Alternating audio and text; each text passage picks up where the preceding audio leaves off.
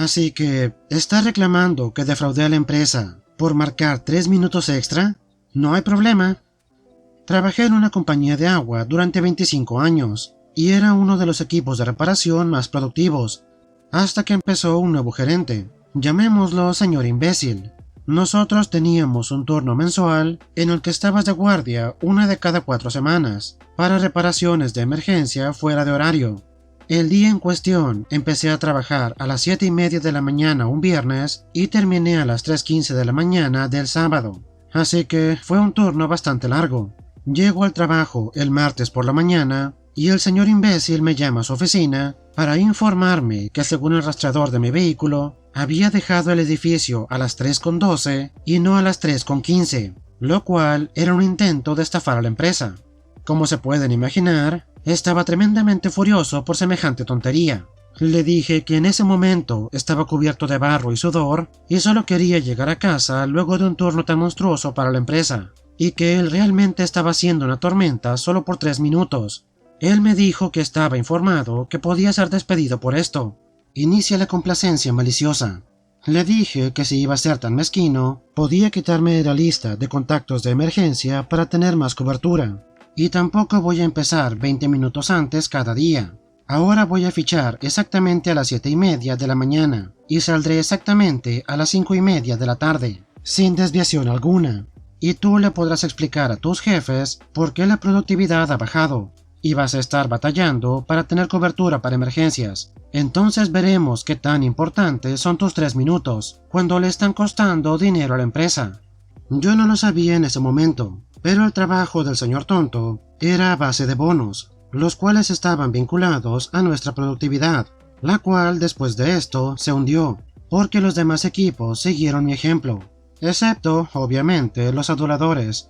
Pasaron 3 semanas con un absoluto espectáculo de porquería en servicio al cliente, con una serie de quejas de que los trabajos no se estaban llevando a cabo en los tiempos acordados. Mi productividad se redujo de 7 trabajos por día a 4, y el señor imbécil es llamado por sus jefes para intentar explicar lo que está pasando. Él trató de inventarse una historia de mentiras en la que yo había puesto a todos los demás equipos en su contra, sin ninguna razón aparente, y esto fue el resultado.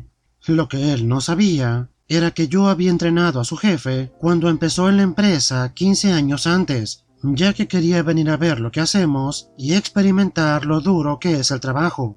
Me sorprendió trabajando durante un mes entero con los equipos de reparación antes de volver a la oficina. Como sea, el jefe me llama para averiguar lo que verdaderamente está pasando, de modo que le conté que el señor imbécil había utilizado el rastreador de mi vehículo para controlar a qué hora dejaba el patio, y que había calculado mi hora de salida y la había sobreestimado por 3 minutos, porque estaba completamente agotado después de trabajar un turno tan infernal de guardia. Conclusión: el señor imbécil fue despedido por su mal uso del sistema de seguimiento, ya que se supone que solo se ha utilizado para emergencias y no para monitoreo. También tuvimos nuestro sistema de turnos revisado para cortar las horas que teníamos que trabajar. Nada grita inseguridad más fuerte que blandir cualesquier autoridad que tengas, por más pequeña que sea, para intentar intimidar a alguien que tú percibes está por debajo de ti. Me imagino a este tipo en su oficina, vigilando a todo mundo como un halcón, esperando a que alguien, quien sea, se equivoque en lo más mínimo, solo para poder regañarlo con su nueva autoridad. En fin, ahora es él quien no tiene trabajo. Me pregunto si aún sigue pensando que su regaño estuvo justificado. Posiblemente no. Si abandona esta sala, le daremos el alta. Esta historia es de hace más de una década, pero siempre se me ha quedado grabada, y otra historia de aquí me la recordó. En el 2011, mi querido papaíto tuvo que ser operado para extirparle un riñón debido a un gran quiste. 2 días después de la operación, mientras estaba en la sala de recuperación, empezó a sentirse mal, pero por suerte era algo a lo que ya estaba acostumbrado, y que fácilmente se podía solucionar. Eran palpitaciones del corazón. Y solo para aclarar, las palpitaciones del corazón o palpitaciones cardíacas son las sensaciones de que el corazón o late rápido o palpita fuertemente. Esto puede darse como consecuencia del estrés, el ejercicio, medicamentos o una afección médica. Sigamos. Mi padre tenía tiempo sintiendo palpitaciones desde mediados de los 90, y aunque al principio se asustaba, para el 2011 ya era algo de rutina. Íbamos al departamento de urgencias y el equipo de cardiología del hospital le ponía una inyección. A veces tenía un ritmo inusual normal, pero no por ello dejaba de tener palpitaciones, identificadas por la sensación en su cuerpo. La médico de turno le hizo una ecografía e inmediatamente le dijo a mi padre que no tenía palpitaciones, sino un ritmo sinusal normal. Mi padre intentó explicarle que tenía 15 años sintiendo palpitaciones y de que él sabía cómo se sentía una palpitación y que lo único que tenía que hacer era llamar al equipo de cardiología. Esto ocurría con cierta frecuencia, aproximadamente 2 veces al año, y todas las enfermeras de cardiología conocían a mi padre por su nombre y también lo adoraban, era todo un personaje. La doctora se negó a llamar al equipo de cardiología, repitiendo que él no tenía palpitaciones. Durante un par de horas, mi padre se quedó ahí sentado, presa del pánico y cada vez más angustiado. Estaba fuera de las horas de visita, por lo tanto estaba solo. Le dijo a la doctora que iría por su cuenta con el equipo de cardiología, y la doctora le dijo: si abandona la sala, vamos a considerarlo como un paciente que se fugó, y le daremos el alta formalmente. Es aquí donde entra en juego la complacencia maliciosa. Mi padre llamó al número de urgencias desde su cama de hospital. Cuando le pidieron su dirección, él les contestó: esa es una pregunta interesante. Normalmente mi dirección es tal, pero ahora mismo estoy en tal piso de fulanito hospital. Sorprendida, la persona que atendía la llamada preguntó lo que había pasado, y mi padre le contó toda la historia. La persona que atendía la llamada la pasó a su gerente, el cual pidió hablar con la doctora de mi padre. Cuando le pasó el teléfono, le dio una buena reprimenda. Su rostro se ensombreció al darse cuenta de la gravedad de lo que estaba ocurriendo. Inmediatamente dispuso a un camillero que lo llevara a la sala de urgencias, para que lo evaluara el equipo de cardiología. Y adivinen qué, efectivamente tenía palpitaciones cardíacas desde hacía varias horas. Tras una rápida inyección, su corazón volvió a la normalidad, y todo este asunto nos dejó atónitos a todos. En aquel entonces yo tenía 20 años, y mi padre era un superhéroe para mí, y verlo llorar en una cama de hospital, tan asustado y tan pequeño, nunca se me va a olvidar. Nunca olvidaré lo que hizo esa doctora, ni tampoco la perdonaré. Ella ni siquiera se disculpó con él o con nosotros. Mi padre, posiblemente, pudo haber llevado a la doctora y al hospital a juicio, pero eso no es lo suyo, y dejó que se le escurriera como agua en la espalda de un pato. 12 años después de eso, él está sano y feliz, pero sinceramente pensé que podría perderlo por culpa de una doctora arrogante y testaruda.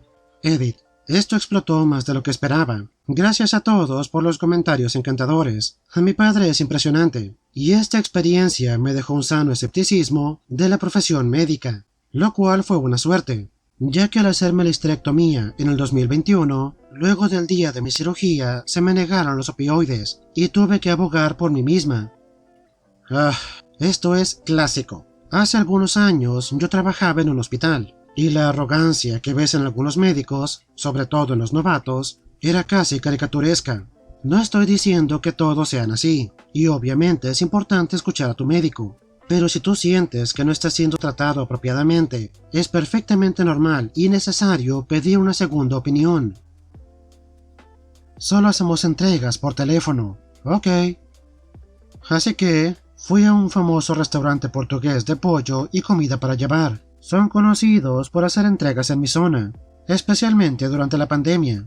Mis abuelos viven solos y no reciben visitas debido al virus. Ahora, estaba cerca del restaurante y quise pedir comida para mis abuelos sin tener que ir a su casa, ya que eso supondría que me tenía que reunir físicamente con ellos, mientras que la entrega del restaurante seguía las medidas estrictas para la prevención de la infección.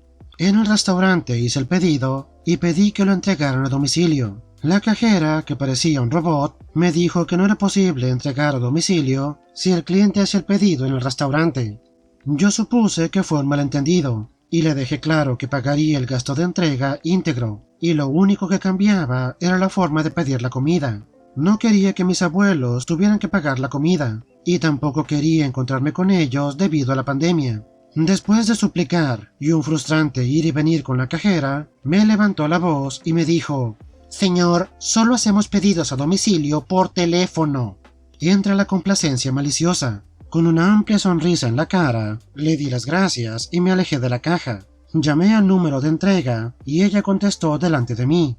Hice todo el pedido nuevamente mientras nos mirábamos fijamente, lo cual debió ser humillante para ella. Sus compañeros empezaron a mirarme y algunos a reírse. Luego de hacer el pedido, me acerqué de nuevo a ella y le pedí que me cobrara el pedido que acababa de tomar. Ella, en este punto, se dio cuenta de la tontería de la situación y me dejó pagar para acabar con todo esto. Basta decir que mis abuelos consiguieron cenar su pollo. En defensa de la cajera, posiblemente estaba siguiendo un guión, pero aún así, hay que usar un poco de sentido común. Por lo menos al final se dio cuenta de lo tonto que era. Vienes a mi caja registradora mientras hablas por teléfono y bruscamente me dices que deje de hablar. Ok. Digamos que hace unos 7 años solía trabajar como cajero en una farmacia. No me gustaba el empleo y tenía muy baja tolerancia cuando debía lidiar con clientes groseros o irrespetuosos. Cuando un cliente se acercaba a mi caja mientras hablaba por teléfono, me complacía decir todo lo que tenía que decir lo suficientemente alto como para molestar su llamada. Con voz amable decía: «Hola, ¿qué tal? ¿Ha encontrado todo lo que buscaba? ¿Tiene tarjeta de cliente frecuente? ¿Le gustaría hacer un donativo a tal caridad?». Normalmente me respondían con un gesto o con palabras que significaban que querían que dejara de hablar, y dejar de hablar es lo que yo hacía. En mi ciudad y por política de la tienda, las bolsas de plástico no se dan gratis, cuestan 5 centavos cada una, y como no son gratis, ocupo el consentimiento del cliente para agregarlas a la cuenta. Por desgracia, la bolsa era lo último que les hubiera mencionado si me hubieran dejado terminar de hablar, pero me dijeron que dejara de hablar, así que eso hago exactamente. Escaneo sus artículos y los dejo en el mostrador. Tampoco les digo el importe total. Me espero a que el cliente se dé cuenta que es hora de pagar. Luego dejo que me pague y espero. Normalmente ahora me hablan y me preguntan ¿por qué mis cosas no están en bolsa? Y sin mediar palabra, les señalo el cartel en amarillo que está en el mostrador, que dice que las bolsas cuestan 5 centavos. La mayoría vuelve a sacar la cartera para pagar. Otros toman sus cosas a toda prisa y se van, sin dejar de hablar por teléfono. Me hace feliz. Ope, lo que yo hubiera hecho es seguir hablando con ellos. Por cierto, veo que está comprando este artículo. Sabe, tenemos este otro que es casi lo mismo pero más caro. Por cierto, si compra este otro artículo de aquí, el 10% de su compra va a ser donado para salvar perritos de la calle. Y cuando ellos se harten y te digan ¿qué no ves que estoy en el teléfono?, tú les contestas ¿qué no ves que estoy intentando hacer mi trabajo? Hay gente que no tiene educación. ¿Quieres que devuelva mi laptop después de que me despediste? Ok. Hace poco fui despedido de mi trabajo remoto. Fue durante una videollamada de última hora con recursos humanos. Luego me cortaron todo el acceso en cuanto acabó la llamada. No tuve tiempo de despedirme de nadie, ni de recuperar archivos personales de la computadora, y recibí una liquidación de porquería. Pero lo peor fue que me dijeron que les tenía que devolver la computadora lo antes posible. Otras empresas me han enviado cajas prepagadas para devolver el equipo o simplemente me han dicho que me lo quede. Esta empresa esperaba que yo perdiera el tiempo empaquetando la computadora y encontrando un lugar para devolverla. Parece mucho pedir para una persona de la que te acabas de deshacer como un pedazo de basura. Me dieron su código y su cuenta de envío, y me dijeron que lo podía cargar a su cuenta.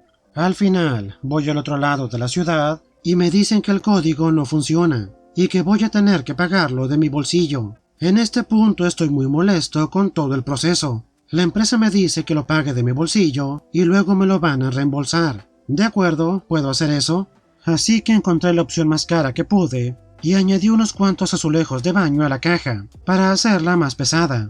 Después la envié. También mandé el mouse y la fuente de poder por separado, de la misma forma cara y con peso extra. Al final costó $840 por una computadora que costaba $500. En fin, al diablo con ellos. Yo hice lo que me pidieron. Tal vez la próxima vez no despidan a la gente y luego esperen que conduzcan por la ciudad para devolver sus cosas. Ope, espero que no hayas olvidado mandar el mousepad también. Y además, otra opción hubiera sido mandarla por el servicio de paquetería más barato y corriente que encontraras, y simplemente dejar que su computadora tardase meses en llegarles, si es que alguna vez les llega.